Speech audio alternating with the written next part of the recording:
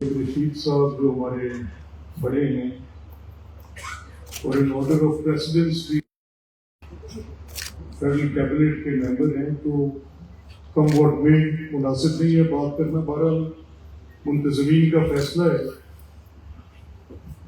मैं एहसन तनवीर को बतौर काबीना के रुकन के और एक अच्छे कारोबारी मोहतबर लीडर के जानता हूँ, और आज उनकी सियासी सोच और बातचीत से भी मुतासिर हुआ हूँ। कसूर चैम्बर ऑफ कॉमर्स ने आज की इस तकरीब में सिकंदर मेरे छोटे भाई उनको मदऊ किया, फैसल मेरे छोटे भाई ने उनको मदऊ किया। मैं समझता हूँ कि ये इनकी सीरियसनेस अपनी इस तंजीमी हैयत को बेहतर से बेहतर करने के लिए और लोगों के साथ इंटरेक्ट करने में इनकी मैं काविश देखता हूँ। और मुझे भी कमोबेश इन्होंने 4-5 मरतबा कॉन्टेक्ट किया और मैंने इनसे ये कहा कि गालिबन मेरी कुछ मसरूफियत है, बट स्टिल क्योंकि अकरम ज़की साहब मेरे बहुत ही मोहसिन अजीज दोस्त हैं, और अगर फैसल ने साथ उनके पोखर भी लगा दिया तो हर कोई नहीं, बात बराबर है। बारकैफ मैं आपका शुक्रगुजार हूँ कि आपने दावत दी और मुझे यहाँ पे खुशी हुई है। Honestly speaking I am happy that I केम। अगर मैं ना आता तो मुझे रिग्रेट रहती। मुझे आपकी बातें सुन के अच्छा लगा, मुझे सिकंदर की बातें अच्छी लगी। तालीम में वो एफर्ट कर रहे हैं और अल्लाह ताला उनको कामयाबी देंगे इंशाअल्लाह। फैसल स्पोर्ट्स में बड़ी एफर्ट कर रहे हैं। लेकिन भाई खूगरे हमसे थोड़ा गिला भी सुनता था। मैं एक ऐसे मुल्क में रहता हूं जहां 25 करोड़ लोग हैं। मैं एक ऐसे मुल्क में जिंदा हूं जिसकी आबादी निस्फ से ज्यादा गुर्बत की लकीर के नीचे बसती है। मैं एक ऐसे मुल्क में रहता हूं जहां पे 65% लोग हाउसिंग के मसाइल के शिकार हैं। मैं एक ऐसे मुल्क का बाशिंदा हूं जिसकी आधी से ज्यादा आबादी आज भी पीने के साफ पानी उनको मुयसर नहीं। मैं एक ऐसे मुल्क में हूं जहां सेहत और तालीम, ये मेरे लिए आज न्यूज थी जब मुझे तनवीर भाई ने ये एक बड़ा अच्छा कंपैरेटिव पेपर दिया, this is news for me, और मैं अपनी नाइविटी कम इल्मी पर भी पशेमा हुआ हूं कि भाई मैं तो आज तक कभी इस एंगल से देखा ही नहीं। ये कंपैरेटिव एनालिसिस जो उन्होंने मेरे आगे रखा, मैंने ऐसे कभी गौर नहीं किया था कि कलेक्टिवली मैं चारों सूबों के बजट्स को जो कि हेल्थ और एजुकेशन के उनको इकट्ठा करूं तो कितने पैसे हैं पाकिस्तान में पर कैपिटा जो खर्च होते हैं पर पर्सन, कितने पैसे हैं सेहत पर और तालीम पर खर्च होते हैं। जनाब अली, मैंने कहा कि फूगरे हमसे कुछ गिला सुनता था। आपके 90% देहात सीवरेज के बगैर हैं। आपके कारोबार कॉर्पोरेट सोशल रिस्पॉन्सिबिलिटी के बगैर हैं।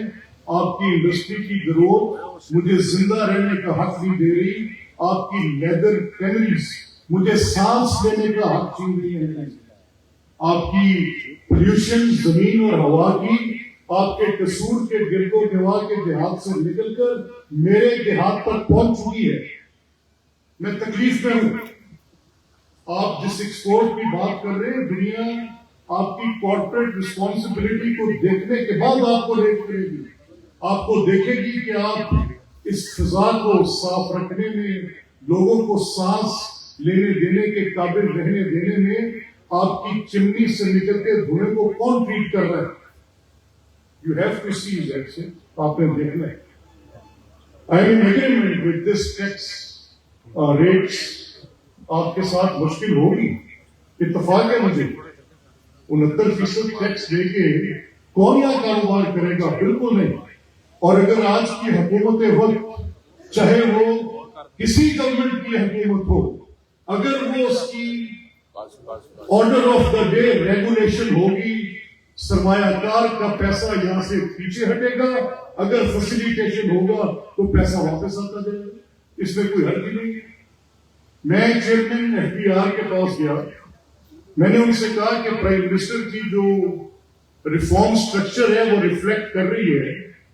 آج ہمارے کاروباری افراد کا اعتماد بحال ہو رہا ہے. بڑی وضاحت سے کہا جا رہا ہے کہ ٹیرفس نیچے آ رہے ہیں, یہ الیکٹریسٹی کے ٹیرف نیچے آ رہے ہیں, ٹیکس ریٹس بہتر ہو رہے ہیں, ڈبل سے کم رہ گیا, 22 تھا 11 آ گئے. یہ بھی کہا جا رہا ہے کہ جو FBR کے ریفارمز ہیں اس میں فوربس کی رپورٹ آ رہی ہے جس میں اس کی وہ بڑی تعریف کر رہی ہے کہ پرائم منسٹر کی جو ٹیکس ریفارم ہے that is actually helping the industry. یہ باتیں ہو رہی ہیں. یہ اس کا ایک پیرلل ویو ہے جو سیالکوٹ چیمبر کے ہمارے دوست نے آ کے دیا کہ اتنی بڑی ٹیکس ریٹرن کے بعد کاروبار کا وائبل رہنا یا اس پیسے کا شفٹ کر کے کہیں اور جانا, یہ ساری باتیں ایک چکسٹا پوزیشن میں برابری کی سطح پر رکھنے کے بعد اگر کوئی فیصلہ کن بات ہو سکتی ہے وہ یہ ہے کہ اس حکومت کے آنے کے بعد وہ جو ایک غیر یقینی صورتحال تھی کہ ڈیفالٹ ہو جائے گا, الحمدللہ آج نہیں ہے. IMF پیچھے ہٹ جائے گا, الحمدللہ آج IMF کے ساتھ جو وعدے تھے تکمیل پا چکے ہیں.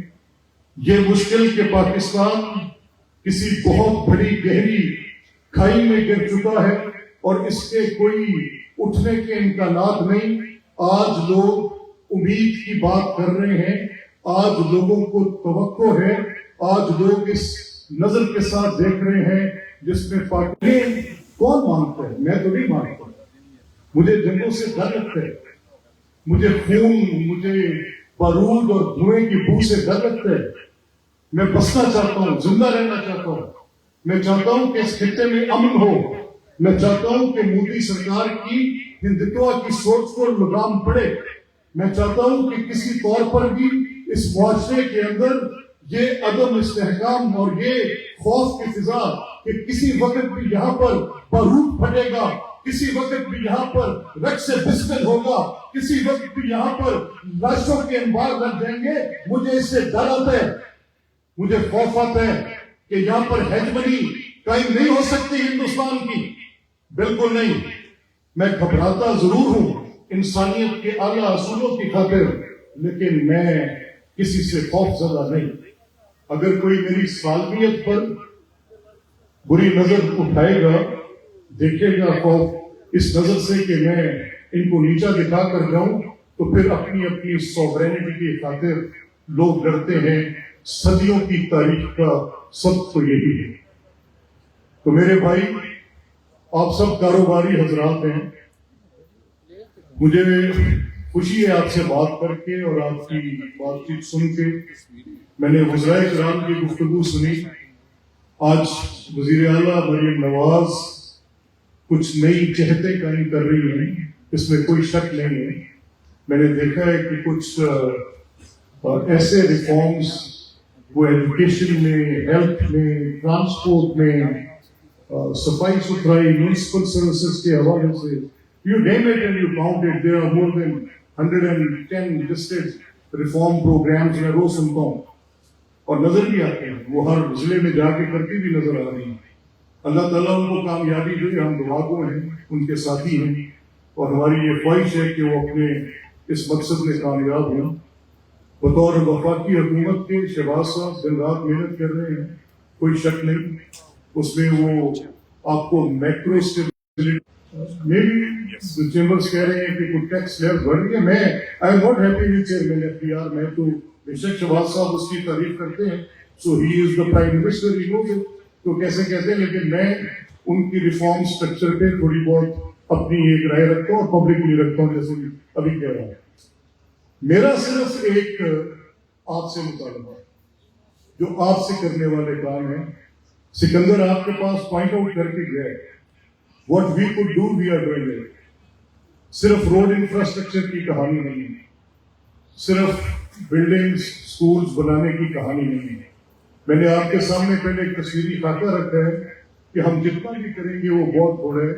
اگر ڈیولپمنٹ آپ کے فنڈز کی ایلوکیشن کا کوئی ایک انڈیکس بنے, یعنی آپ کو پیسے کتنے جو آبادی کی بنیاد پر تقسیم ہوتے ہیں اگر ڈیولپمنٹ پہ رکھے جائیں تو میں نے ابھی دیا ہے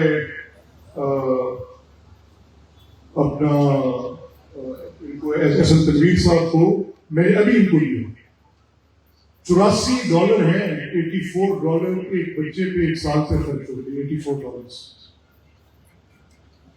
تعلیم پہ، $84 پر پرسن 1 year۔ اب اس کو آپ کہیں کہ یہ 3.2 ٹریلین ہے یا اس کو آپ کہیں کہ یہ 1.5 ٹریلین ہے، sir whatever it may be, but can $84 صرف $84 ایک بچے کی تعلیم پر ایک سال میں خرچ کر کے اسے ہم کہیں گے میرٹ میں کمپلیٹ کریں؟